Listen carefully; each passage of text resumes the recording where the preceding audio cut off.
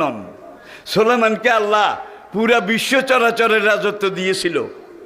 সে আল্লাহর কাছে পারমিশন চাইল, রব্বুল আলামিন তুমি আমারে পারমিশন দাও, তুমি তো রেজেক দাও, রেজেকের মালিক। আমি আমার প্রজাদেরকে একদিন দুপুরবেলা একবেলা খাওয়াবো। আল্লাহকে এটা আমার ফাংশন, তুই এটাতে আর দিস না।